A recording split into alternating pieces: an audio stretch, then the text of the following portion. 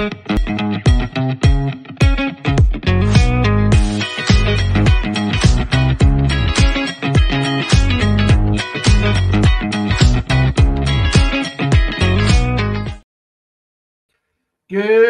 morning, Foxes. How the devil are you today? How's your weekend been so far?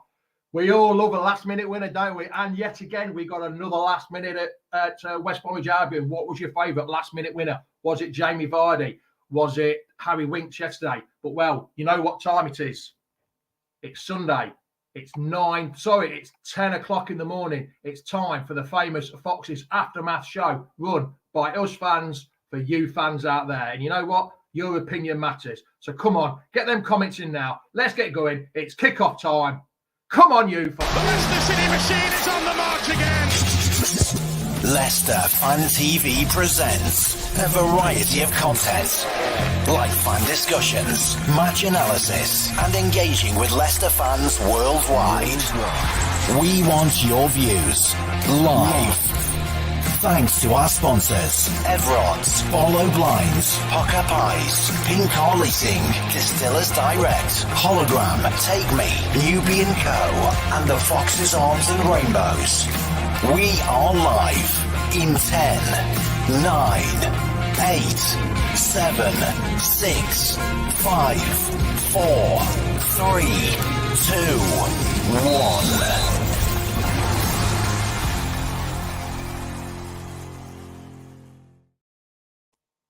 Morning all, morning Matthew. How the devil are you? Nice meeting you again last week. Well, I've met you all the time, don't I?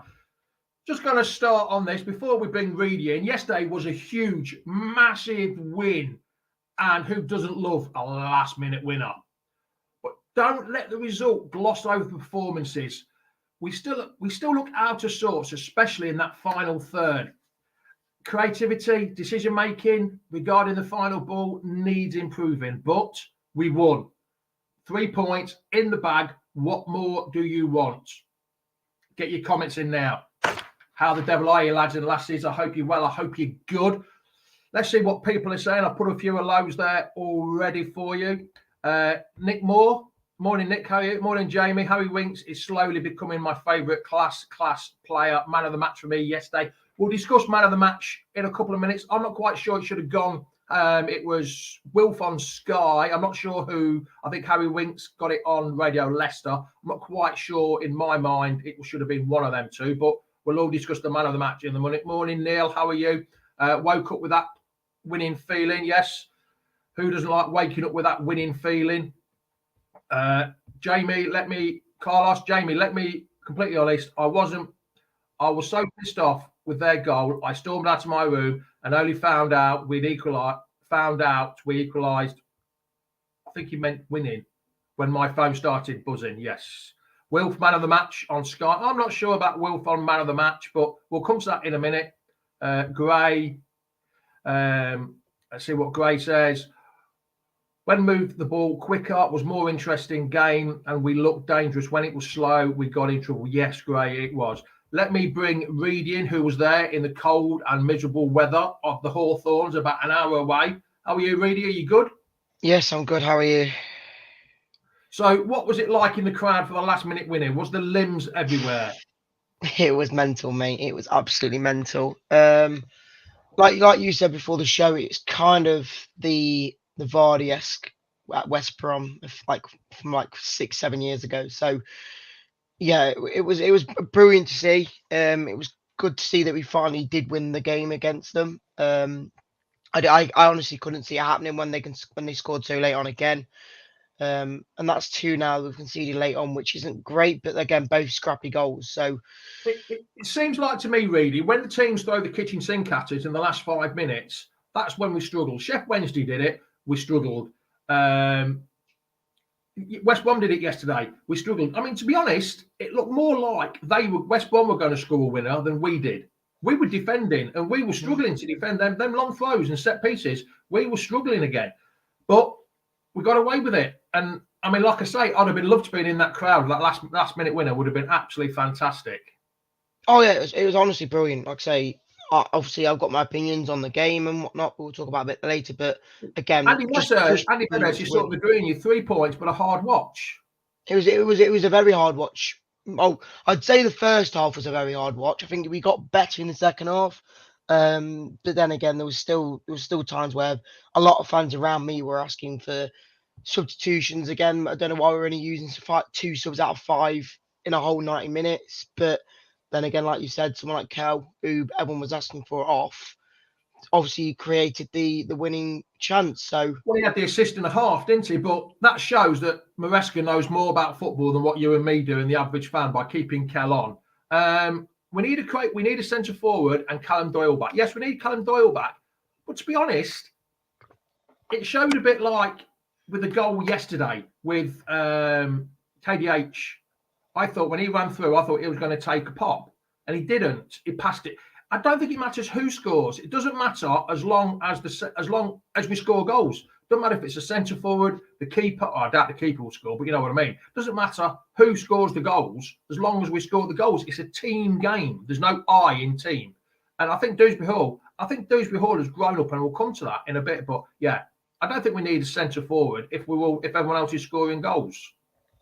Well, that pass that Dewsbury made, I looked at his post-match interview, and he's basically said that there's no time for him to be selfish. At that point, there was no doubt about it. You have to win the game in that moment.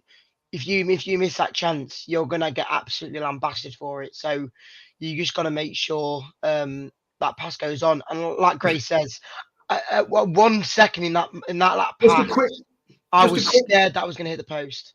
Just a quick poll. Hands up if anyone thought it was missing. Because I did. I thought it was missing. When he hit it, I couldn't quite. It looked like he was going to hit the post.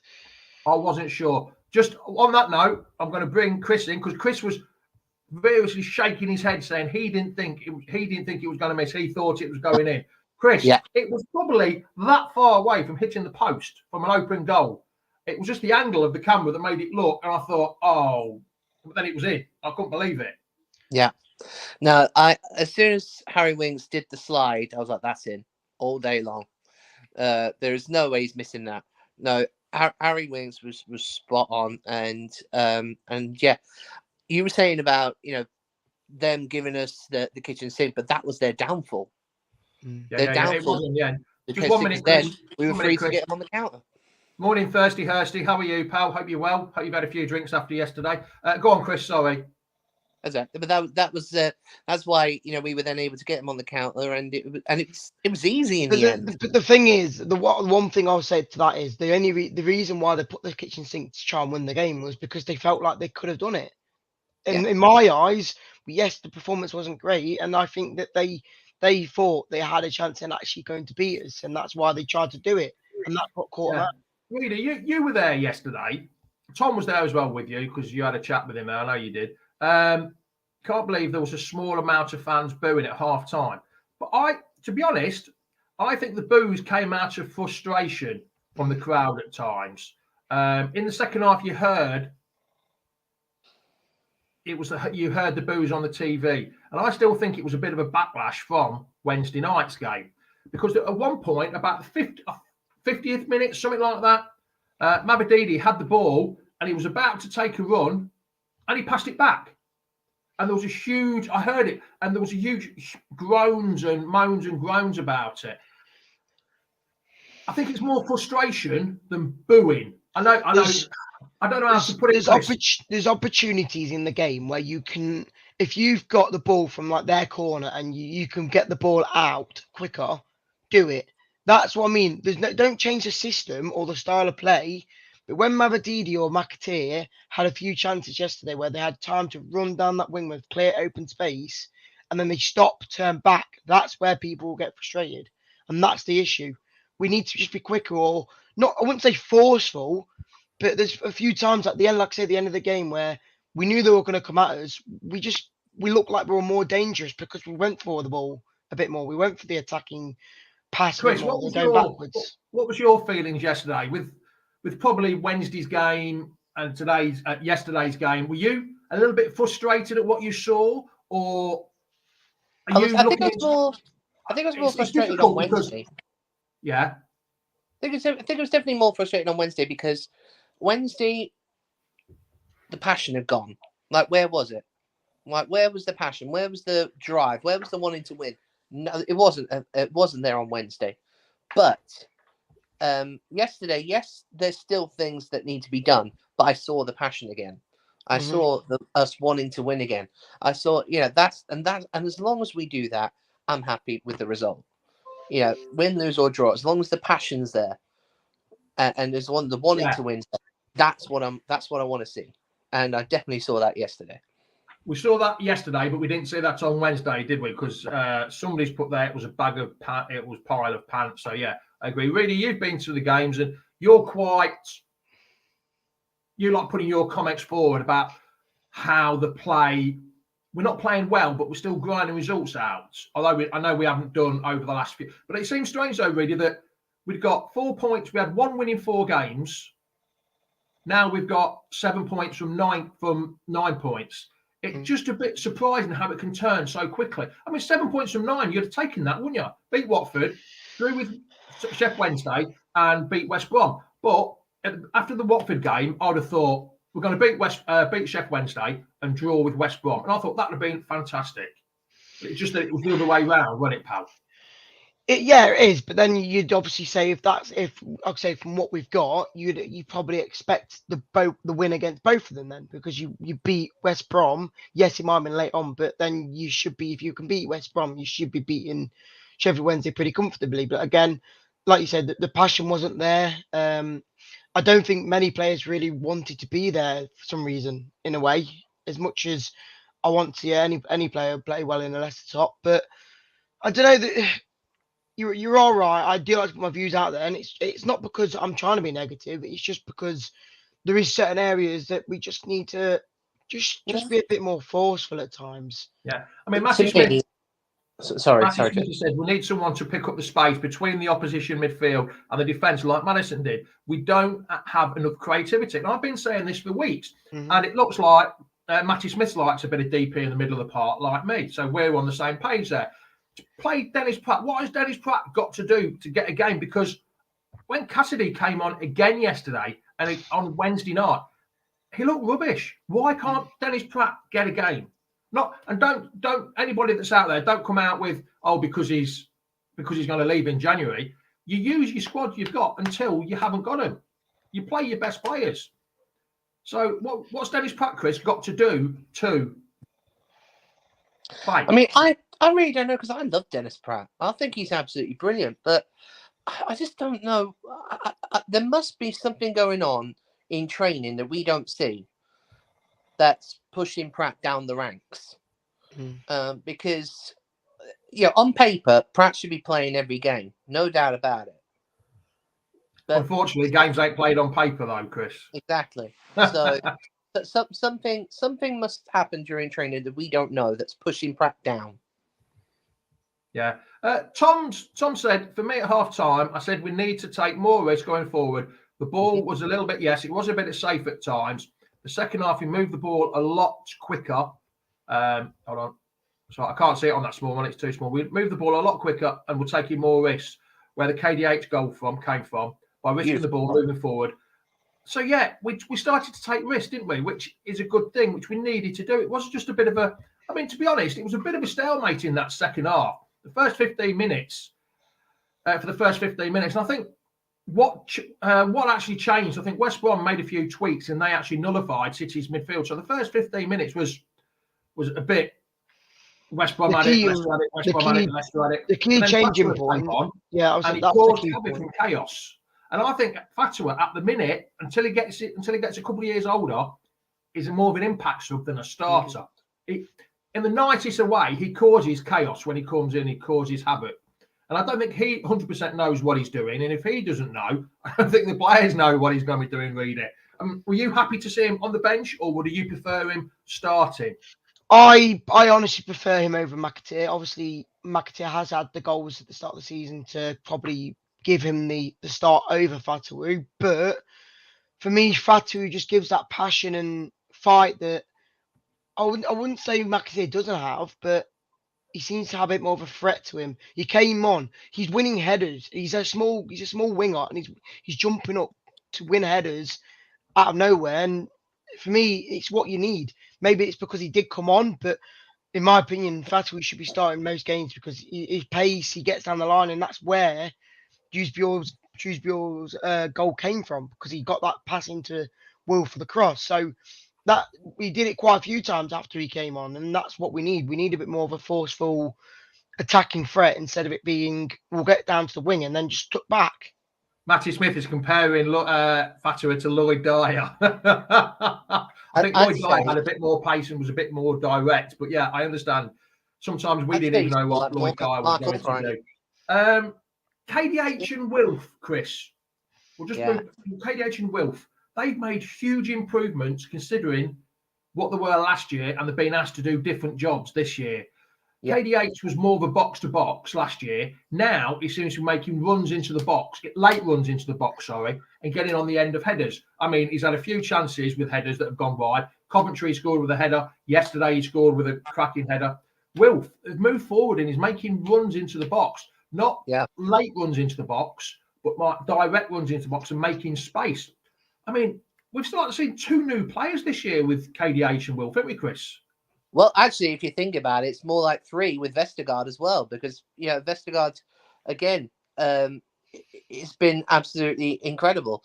But yeah, no, Ndidi, the massive difference is the fact that he's not a defensive midfielder anymore. He's more of an offensive midfielder, and that is bringing him absolutely up to scratch. He's been absolutely brilliant, and there's been many times where Ndidi's got in. He's passed to a thing, and then there's a goal, or he's caused a goal, or he's scored a goal. He's been absolutely brilliant. That was fantastic decision making from Maresca, 100%. Yeah, Wilf. Sorry, Reedy. What do you think about Wilf and KDH this year, and even Vestergaard? Because you've championed Vestergaard for the last 2 years instead of Johnny Evans MBE, which I can't understand why he's got an MBE. But you've championed Vestergaard to be in this team, and I know it's only it's championship football, but you can only do what you can do, can't you? And I think it's the style of football. It's the style of football that suits him better.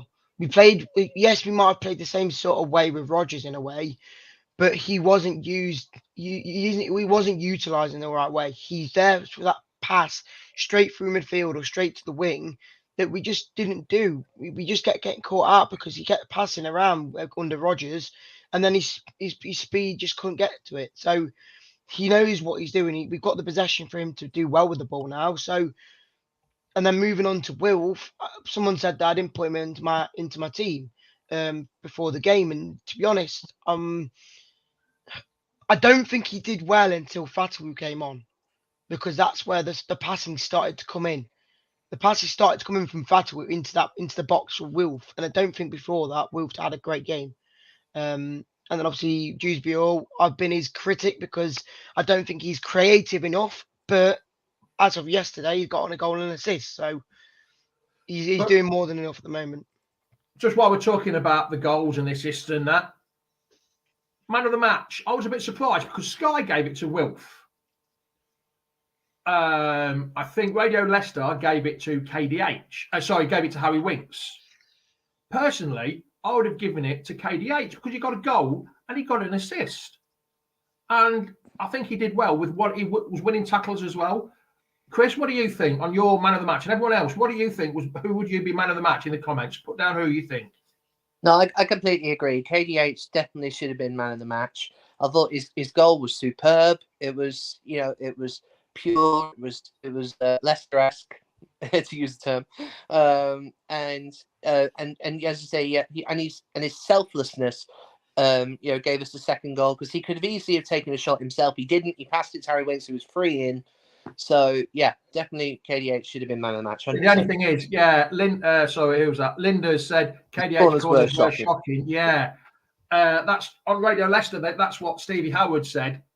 It was because he gave it Winks because his set pieces were, his delivery wasn't the best. That's why he gave it to Winks, because his deliveries, which I can understand. Them set pieces, you've got to get them in right, and I can understand. But I think because you got the goal and the assist, KDH would be. A lot of people are saying KDH. Yeah, I think it's Yeah, everyone's saying KDH or Vestergaard. I bet you would go either him or Vestergaard, wouldn't you, Reedy, knowing you? Vestergaard, man of the match every day of the week, isn't it for you? To be honest, I can't pick a man of the match from yesterday. I don't think anyone had a incredible game over anyone else. I think everyone had a 8 or 9 out of 10. No, but it's like a team performance. There's no I in team, is there? It's like that goal. We had this conversation just before we came on, Chris, me and Reedy, just before you came on. We're talking about strikers. I don't think it matters who scores, to be honest, as long as someone scores and you win the game. I think Winks has got 2. I don't think he ever scores more than 2 in a season. KDH has got 6 or 7. Vardy's got 7. Nacho's got 5 or 6. The goals are being spread about. McAteer, I think he's got 5. They're all being spread about. So I don't think it matters. And I think the performance is a team performance. As long as someone scores, as long as someone puts it in that back of the net. I don't care if even Hermansen goes up forward, it comes off his backside and goes in the back of the net and we win with another last-minute goal. As long as we score, Chris, as long as we win. That's all that matters, really, isn't it? No, the performances, forget the performances, results matter in this game at the minute, don't we? Absolutely. But I don't want Hermansen to score. I'm sorry, because there's only one goalkeeper who was good enough to score, and that's Schmeichel, and it was taken off him. So, I'm not having that. We had Peter Shilton score before your time, pal. Few of the olders remember Peter Shilton scoring for Leicester. Yeah. Am I allowed to say one thing about Hermansen? His distribution wasn't the best yesterday. He, as much as he's a brilliant shot stopper, again, he's brilliant at that. I don't know what is in his mind to pass to someone who's got 3 players around him. I don't understand what he's got in his head to do that. There was times against both Sheffield Wednesday and yesterday that he just seems to put the ball into so much danger at times, and I'm not too sure. I get the reason behind it because we're passing around that from the back, but you're basically putting yourself into suicide by doing it, because the amount of times where they could have had easy goals is ridiculous. Here's one for you. He agrees there. I agree with Neil there. I was watching Match of the Day last night before I went to bed. Burnley do it the same. They pass it out around the back. They changed it yesterday. They started going more direct. And I think 3 of their 5 goals came from long punts up the field. I know everyone keeps saying, oh, just punch it up. Well, we don't play that way. But occasionally change it and change your direction, your style of play. And I don't think, sometimes with Hermansen, yes, he's probably been told to pass it here, pass it there, and the short passes to make space to play it out to the wings. But times he's played it short, we've been caught out, and he's put us under an awful amount of pressure. But then other times where he's played it to Winks has played it to Faze or Vestergaard or Justin, and it's gone straight back to Hermansen because he's the only pass they've gone on. Just change it a little bit. The long punt up field sometimes isn't a bad ball. It puts the defence I get booting the ball up long isn't the style we play, but if you're under so much pressure, don't risk doing that small pass that could result in them getting the ball and having a free shot on goal. Literally, Sheffield Wednesday literally had a free shot on goal, but Vestergaard was there to block it because we did so stupidly passing it back. I agree with Kerry. Yes, I'd like to see the strikers scoring more goals. That's what they're paid for. Yes, to be honest, Kerry, I totally agree with you there. The strikers are there to score goals. Totally agree. We've still got the GOAT scoring. But if there's... Yeah. Well, he hadn't scored for 2 games. But he didn't play yesterday, so he can't count that one. He didn't play yesterday. I know. I just realised that when I said it, yeah. I totally agree with you there, Kerry. I prefer strikers scoring goals because that's what they pay the big bucks for. But if they're not scoring, I don't care who scores. But I do agree with you. I do prefer a striker to score the goals. I wasn't impressed. Yes. Now, Reedy, you were at Sheffield Wednesday game. Me and Chris weren't. We watched it on TV. I wasn't impressed with Mavadivi yesterday. To be honest, I wasn't impressed with him against Sheffield Wednesday. But he got the man of the match on Radio Leicester. So, Mavadivi, Chris, should he be rested for the next game? He needs more consistency because Mavadivi, again, is one of those players where he'll have a brilliant game and then he'll have a shocker. The consistency really needs to nail because let's say Mavididi on a good day is a hell of a player. You know, he'll go in, he'll score, he'll set up all the time. But then as I say, the next match, it's like he's not there. You know, it's more. He needs to be more consistent, and he definitely needs to, I'd say, probably work on a little bit of the selflessness, because there's been a few times where it's like, hold on, you could have easily have passed that and you didn't. But you know, some players have that issue. I mean, KDH had one a few games ago, if we remember. Could have, but then he made up for it afterwards. So yeah, it's definitely a case of work on the selflessness a bit more and being more consistent. Yeah, so I think this is what David is saying. Sort of agreeing with you. I want to see Mavididi run at the fullbacks more, and Infatuous seems to take the players on, really, which is true. Mavididi's been bought for a winger, and it showed with the goal against Sheffield Wednesday. When he beats his man and he puts the crossover, it's dangerous. He can be quite dangerous, but he doesn't seem to do it an awful lot. Doesn't seem to do what he's paid to do. He's got all of his skills and all the things he can do to beat the man and basically skill on to score a goal. And like I say, he did it against who was it? He scored that massive deflection, QPR. That was it. He's got the ability and the skill to do it, but he just. I mean, he upright yesterday, didn't it? He just runs into his defender all the time because he's trying to beat him and he can't do it. But and like you said, is it time for him to get dropped? I think maybe it showed. Because when I don't think the word dropped is the right thing.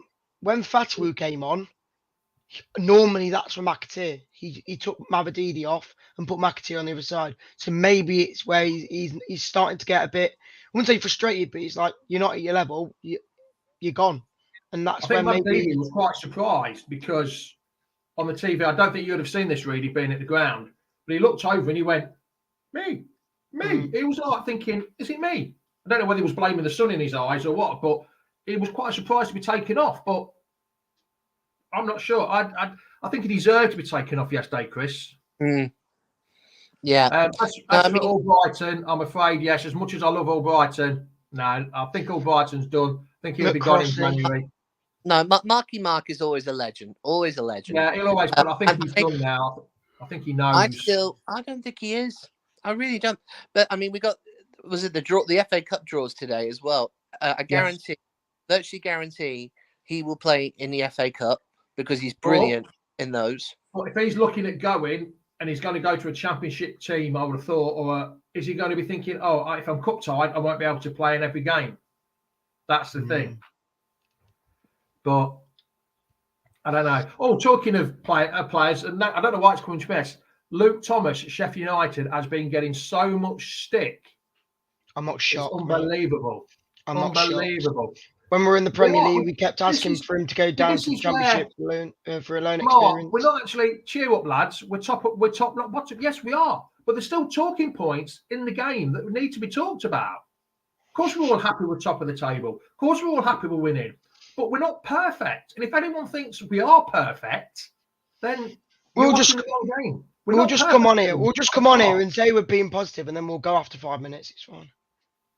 Yeah, it's just there is still things wrong. There is things wrong. Definitely room for improvement. He's not perfect. There were still sloppy passes. Even Harry Winks made a couple of sloppy passes. They're still, yes, it was better than Sheffield Wednesday. Reedy, yes, better than Sheffield Wednesday. At times, yes. At times. I thought we played the full 90 minutes was better than Sheffield Wednesday. Chris, are you agree with me? Is Reedy wrong? 100%. You could see the passion again. The passion was not there on Wednesday, but it was yesterday. Yes, we still made mistakes. And yes, communication. I don't get why our communication is still bad. Because there's been times where you mentioned Hermanson making sloppy passes. Again, if the communication was there, JJ sometimes was out of place, things like that. And that could have easily been avoided if the communication was there. So, but yeah, we are. We're not 100%. Yeah, we're top of the league, and we're gonna ace this league, and we're gonna win this league, no doubt about it. But we still need to improve. I mean, like LCFC Graham says, we're top of the league, but needs room for improvement. There's always. I mean, we played 19 games. We're top of the league. Yes, 46 points from 19 games. Could have been a lot more, but we're still top of the league. the results are glossing over the performances a little bit. We are getting better, but only in patches. We're not like Leeds or Southampton or Ipswich that are still flying and they've like picked up points and they're constantly winning. We've sort of stuttered a little bit. We're not at that level that we were. People can say, "Oh, it's only a blip." A blip doesn't last 6 or 7 games. A blip is 1 or 2 games. It looks like Leeds and Ipswich are clearly dominating wins. Yes. For me, we're not dominating. We might have all the possession, but we're not dominating and clearly showing that we're winning this game. The last couple of games we've been 1-0 or 1-0 up, and we're not showing that we want to win it in a way. For me, I'm not saying we want. I'm not saying we have to win 3 or 4-0, but they're convincing wins for these other teams. We aren't convincing wins. See, hold on a minute. Kerry, yes, there is room for improvement, but we haven't even said anything positive. Yes, we have. KDH, Wilf have improved their games all season. They've been the constant that they've constantly got better and better. Yes, we're winning. We're winning more games than what we've won last year. Players are improving, but there is still room for improvement. And that's what we're trying to say. We're not criticising. You're allowed to have an opinion on certain subjects, and there's always room for an improvement. Even Man City, even Arsenal, there is room for improvement in them teams. We can't be positive 100% of the time when the way we've played. That's all I'm trying to say. I could be positive, like Reedy says, I could be positive and be here for 5 minutes. Yes, we've won. Great result. Cheers for watching. Bye. There is room for improvement. We can't constantly... We knew when we got relegated that we've always said the Championship is the hardest league to get out of. We knew it was going to be a tough challenge. Yes, we're still rising above it, and yes, people like Vestergaard, like Winks, like KDH have all massively. I mean, I still say Winks is the signing of the season, and I know Reedy's going to disagree, but yeah, he's still my signing of the season. And all these people have increased, but you've also got to think, if we do go up, can we then push that even more to stay in the Premier League next season? And that's the big question.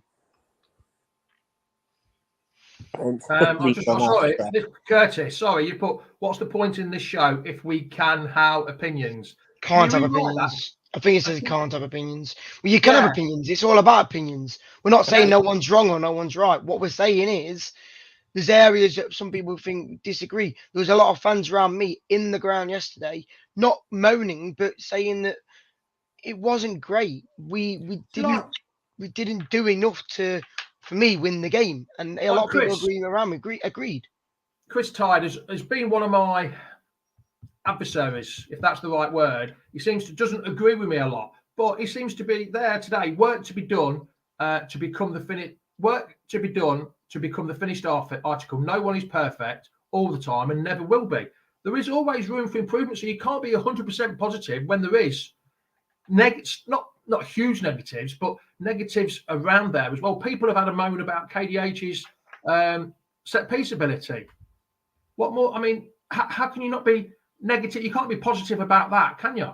When he's taking set pieces and they're not as good, and he can't be the first man every game. Goal, gets a brilliant set piece where he could have tried to score himself, but he didn't. And there is positives there, but there is also negatives. There is positives and negatives. Unfortunately, that's the whole part of football, really, isn't it, Chris? Absolutely. And I think I just saw somebody put in the comment like, Man City don't crash every team. That is absolutely true. There are times where shocks will happen in football. The problem is Man City clearly show that they dominate the games. For me, we don't look like a threat in a way. We might have all the ball, but for me, we don't show. But whilst we have all the ball, the other team doesn't. And whilst we have all the ball, the other team can't score. Let's just, Chris, I'm going to let you go. Cheers for joining. Locks has joined. Cheers for joining this morning, pal. No worries. I'll see you later. I'll probably see you next week sometime. Yep. See you later, pal. Let's bring Locks in. Where's he got? Oh, there he is, down the bottom there. Locks is always at the bottom, and he's always at the bottom of the screen. I've never seen you there, Locks. How are you, pal? You all right? Yeah, I'm good, mate. How are you? How are you both? I'm good. So how are you, pal? Are you still having fun with your Leeds fans? Telling them they're going to storm the league and break the record? Yeah, man. Yeah, of course. You know me. I'm always gonna say it until it's not possible. What did you think to yesterday then? Yeah, man. I just, look. Obviously, as you both know, it would take a lot for me to start getting negative. And well, when I say negative, I mean to get as negative as you boys. I'm not saying that you are super negative. I'm just saying compared to me, you are. I just think I'm not surprised because like this isn't a dig or anything. Like Reedy, for example, I know even when we were winning like 9 games in a row, Reedy was in my eyes a little bit too negative, talking about oh, we were lucky to win that and stuff like this, which I disagreed with, but it's fair enough. Yeah, fair enough if you're saying it. That's how you saw it. I just think I don't know, man. I'm just struggling a little bit. I think with some fans, I think I thought we would win a lot of games, and I didn't think we would have a blip like we had the last few games. However, I didn't expect to win every game, and I'm not expecting us to win every game. Like Scott said, I get Maresque ball. I understand it.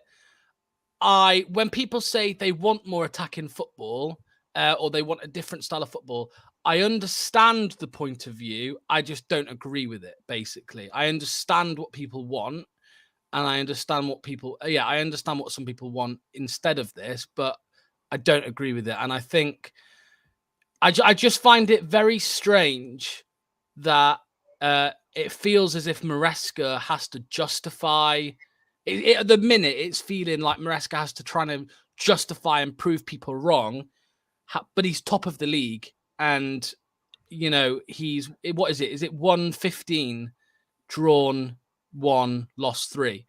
And for me, if you have that record, you don't need to justify or prove anything. You are winning enough games to go up, in my opinion. And I think that's what will happen. It's not about winning every game. It's about winning enough games to go up for me. Well, yeah, I totally agree with what you're saying. But sometimes the result overshadows the performance. Yes. And we showed against Watford. We struggled against Watford. Don't say we didn't. We struggled against Watford. In that final third, there's no creativity. In that final third, we struggled against Watford. We struggled big time against Sheffield Wednesday. And yes, we got a last-minute winner, but we did struggle against West Brom, even though we had dominated it. Everyone says dominated it with 60-odd% possession. When you're only having 3 shots on target, I don't think that's dominating a game. And 2 of them go in the back of the net. Fair enough. Fantastic. We've won. Yeah, but to say we're dominating it and we're not taking advantage of the domination we have in possession is just we don't create enough in that final third. Which is the worrying thing. I mean, it does depend on how clinical you are, mate. In some games we haven't been clinical enough. In a lot of games, to be fair, we haven't been clinical enough. But if you're getting 3 shots on target and you're being clinical, then that's enough. That is enough because you'll score 3, and a lot. 9 times out of 10, 3 goals in a game will probably get you the win.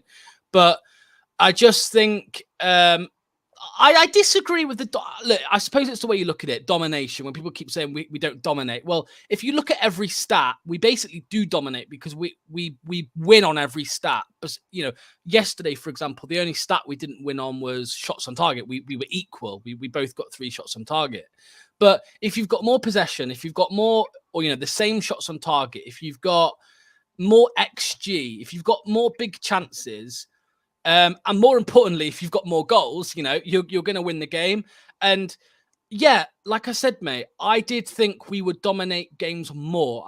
I thought we would score more goals, and I thought we would, have bigger chances, right? But again, I didn't expect it, and I'm not expecting it.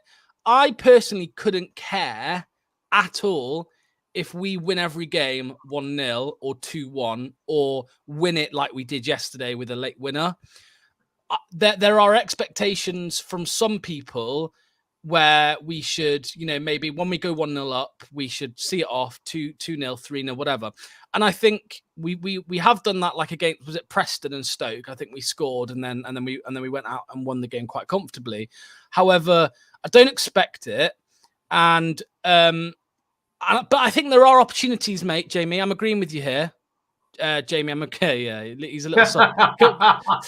We'll get on to that. No. I was just gonna say, Jamie, there are recent occasions where yes, we could have put the game away, and I think Enzo is at fault for a couple of them occasions. So West Brom, for example, Sheffield Wednesday, for example, we were 1-0 up.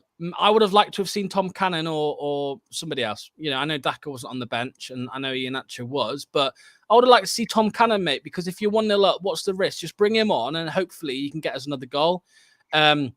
But yeah, Joe's in the chat now, so yeah, I know. I've just seen it. Yeah, take him for a pinch of salt. I was very surprised though that West Brom went for it that much after equalising. Yeah. You would have thought, but fair play to them, I suppose. Fair play, because they could have easily just shut up shop and drew the game 1-1. So. Yeah, I think like Joe says, it will go to the wire. I really do think it will go to the wire. To be honest. I think the second, third, and fourth will. I think we'll be fine though. I think we'll be clear. You're hoping. Very quickly though, before I go, Ricky P was like 20 minutes away from getting his yellow cards wiped out. He's missing against Plymouth. I'm there for again. I'm there for the Plymouth game. Who's going to come in? Do you think it's going to be Chowdhury, or can we work in someone else, or has it got to be Chowdhury? Do you think for Ricky P? I don't think it has to be Chowdhury, but I think it probably will be Chowdhury, to be honest with you, mate. I've been a bit disappointed with Ricardo recently, to be honest with you. I don't think he's been that good in the last couple of games. I don't know about you. I haven't really seen much reaction online about it, but from what I've seen, Ricardo, I don't think he's been very good recently. No, he's not been the best, has he? He's not been the best. But it's a specialist role that he's in. We need to remember that he's a right back. And he still plays right back at some points of the game, and then he comes into midfield. And who can you expect to play that role? The only two I can think of is three really, because we've seen James Justin do it on the other side. But he hasn't done the midfield role, has he? He's just did. He did against was it Leeds? Where we switched round so that the left back was coming into midfield. I'm sure he has done it. However, he wasn't very good, is what I'm trying to say. So I think Hamza's been the best at it when he's come in for Ricardo, and he's played right back this season. He's played centre back. He's played centre mid. So why not? The only other one might be an interesting one to give a try to, mate. Mark Albrighton. Who knows? Maybe he could do a little job at centre midfield coming in. As you said that, Nick said that as well. Yeah, there we go. He could play that role. But I do think Enzo's set on Hamza. Yeah. Andrew Meadows just said we're lucky Ricky P is not being injured yet. I think it might be time for he probably needs a rest, and that yellow card is probably going to give him that rest, which because he's been injured quite a lot over the last couple of years. It's probably this game might help him. Yeah, I'm surprised he's played so many minutes, but it's a good thing, I suppose. But yeah, just a nice rest, I suppose. Yeah, I mean it's set in stone now, but. Even when I'm so excited for Doyle to come back as well, because although he didn't look amazing when he was in the team, I thought we looked more comfortable at the back. Yes. So I think he's a better defender than James Justin. So why not? Yeah, I'm looking forward to that. I think it will improve us. Right, Locks. Cheers for joining. Sorry, I didn't see you come in. You have to shout a bit louder now. No, I was only in a couple of minutes. It's all right, mate. It's all right. I came in late. Well, then, Locks, we shall see you. Yeah, you need to be asleep, don't you? Like us up, like we all do. Right then, Locks. Cheers, pal. Thanks for joining me. And are you going to play the game next week? Yes. Yeah. Absolutely. I'll see you there then, pal. Oh yeah, mate. I'll get you a pint all day. Yeah, you owe me a few. You must do. Oh, do I? Hey, right then, pal. I didn't have any free pints from you at the Fox's Arms, so don't try it. I'm not sure about that. No, I think you did. I think you did give me one, to be fair. I think you did, yeah. No, I'll get you a pint. I didn't give you one. I'll get you a pint. All right, mate. Cheers. Right, pal. See you later, mate. Be good. Cheers, Locks. Thank you, pal. There we go. Another show. Thanks for joining, Reedy. Reedy jumped off for some reason. I don't know where he went, whether he was scared of Locks. I'm not sure, but we shall see. It's been great for you to come and join me every Sunday morning at 10 o'clock. Like I say, I'm at the Plymouth game next week. I'm at the Millwall game on the Wednesday night as well. So come and say hello. Come and tell me whatever you think of me. It's been great seeing you again. Thanks a lot. Cheers. Much appreciated. It's ciao, ciao. Adios. Goodbye now. Arrivederci.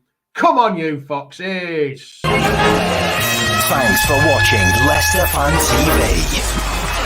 Thanks to our sponsors, Everod's, Barlow Blinds, Bucker Pies, Pink Car Leasing, Distillers Direct, Hologram, Take Me, Nubian Cow, The Fox's Arms and Rainbows. Run by the fans, for the fans. Follow us on socials at Leicester Fan TV and visit leicesterfantv.com for all the latest news,